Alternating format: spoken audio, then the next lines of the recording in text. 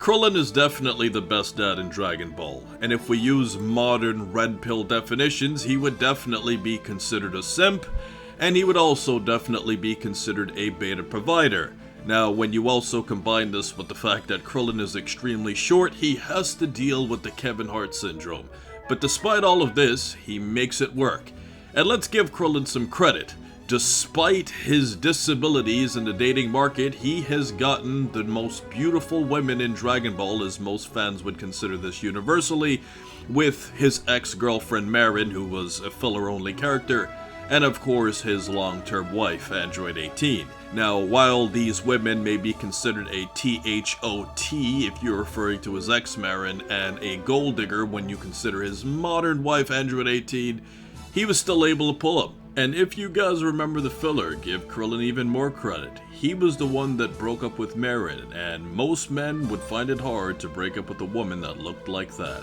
Now, months ago, I posted 2 polls asking for who the best father is in Dragon Ball, and in one initial poll, I didn't even include Gohan because I thought he would just run away with everything, and I wanted it to be a lot more competitive. But then, when Krillin performed very well in that poll, I did another follow-up poll, pinning Krillin to Gohan directly. And Krillin destroyed Gohan. And at first, I was rather shocked by this, because I always thought that Gohan would take home the award for being the best dad in Dragon Ball, because he's definitely a good dad from what we've seen.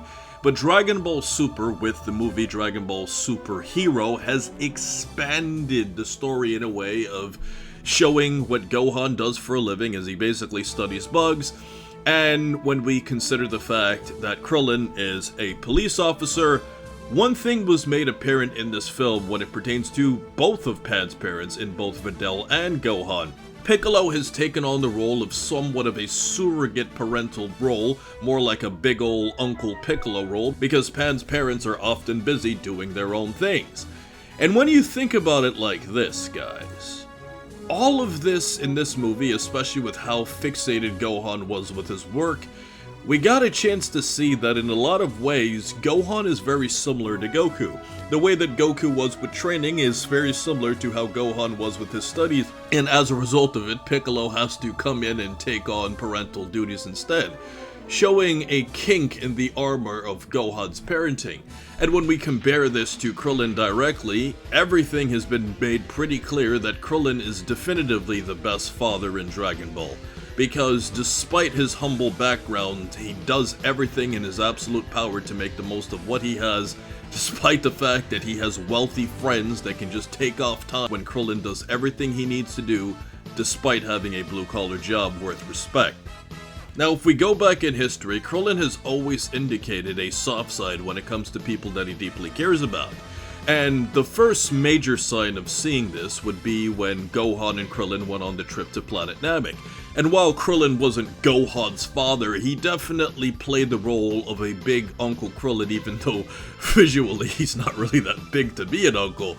But despite all of this, Krillin was extremely protective of Gohan on Planet Namek, and this showed hints of being an extremely good figure for being a parent in the future, as there were many situations where, despite the fact that Krillin and Gohan were severely outpowered compared to certain opponents on Namek, Krillin was always extremely crafty and put Gohan's safety on the line above himself in many situations. And after this, we got a chance to see how Krillin would deal with a romantic interest. And as crazy as it is to believe this, Krillin had a soft spot for Android 18. Bulma gave him a device that could have easily have deactivated her, and the whole threat of semi-perfect cell would have been completely neutralized.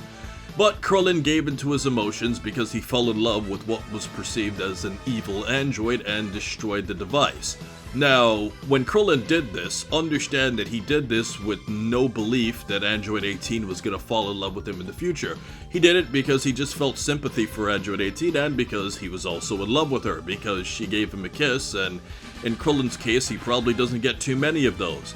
So despite all of this, Krillin made a life-changing decision, and it did pay off because he did end up with Bay-Teen later on in the future. Now, when we see Krillin living on Master Roshi's island, This was once again another situation of showing character growth on Krillin's part, because while Krillin was not in a financial situation to move his family off of Master Roshi's island, we do get a chance to see that later on in Dragon Ball Super this is no longer the case, showing character progression behind the scenes, and there are definitely some rather mature Dragon Ball stories that expand on Android 18 living with Master Roshi a little bit more in depth, and let's just say that they treat Krillin like a complete CUCK.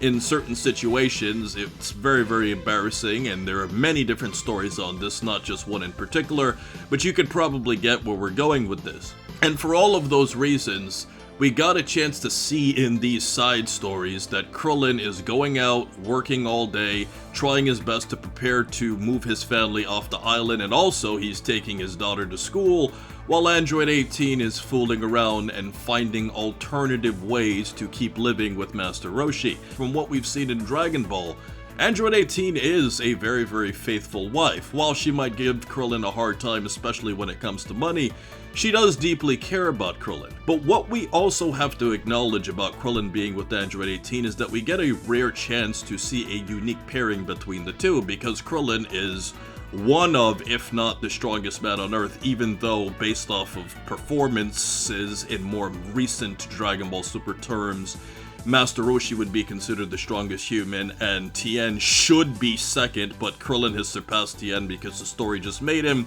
even though if you go back to the original Dragon Ball, Tien was always stronger, and he's always training, so you would think he's stronger. Unlike other Dragon team members, Krillin is really the only character that has a normal job, because we saw Yamcha in the past. He was a baseball player and a celebrity in his own sorts, and a lot of the other Dragon team members don't really have a job, and in Gohan's case, he has a very high-paying white-collar job and doesn't really need money because he's the son-in-law of Mr. Satan. And then we also look at Bulma and Vegeta's family. With the extreme wealth they have, who in the world would even need to work? But the show shows us that Krillin doesn't have that luxury, and he has to go out there every day and put his life on the line fighting against criminals, as weird as that is, because you would think that Krillin could move so fast it's like those criminals are standing still, so when he got shot and injured fighting crime, that was one of Dragon Ball Super's low points. But despite all of this, he was willing to participate in the Tournament of Power because he put his family's life over anything else. And we also saw that Krillin risked his life in Resurrection of F, going out to fight Frieza and his goons. And the reason why this is a unique scenario is because of the fact that, based off of power scaling, Android 18 should be stronger than Krillin. So if we're going with the traditional roles of the dad has to be the protector of the family, based off of pure power, Android 18 would actually be better served to have that role, even though Super hints at certain moments that they're somewhat relative in power, but in other cases they also strongly hint that 18 is somewhat relative to 17 in certain specific points, which would suggest that she should still be far stronger than what Krillin was in earlier Dragon Ball, and there's moments throughout the Tournament of Power where she displays certain feats that would strongly suggest that when she was teaming up with 17 it was far more relative than when she was teaming up with Krillin. Now if we go take a brief look at Dragon Ball GT, Dragon Ball GT did have a brief sighting of what we saw with Krillin and his family. And from what it's been shown, they definitely seem to be rather wealthy, which would suggest that 18 finally got the money from Mr. Satan to finally live comfortably. So in terms of working, Krillin didn't really seem to have a job or have any money. And Dragon Ball GT has an entire time skip, so we never really got a chance to see Krillin working in the original Z continuity, also combined with what Dragon Ball GT had, because he was a much older man, and while he's always been a pushover, they have a soft spot for him, even if he still gets disrespected in more ways than one. Now, of course, some of you are probably wondering about Goku and Vegeta, and where would they fall along on this whole father hierarchy? And then there's also even a case for Piccolo, who's not a dad, but you might as well say he at least has to sometimes act like one. And despite all of this, it's one of those situations where Piccolo isn't officially a dad, and it's all that part-time stuff that he does, but it's not enough to qualify him as one.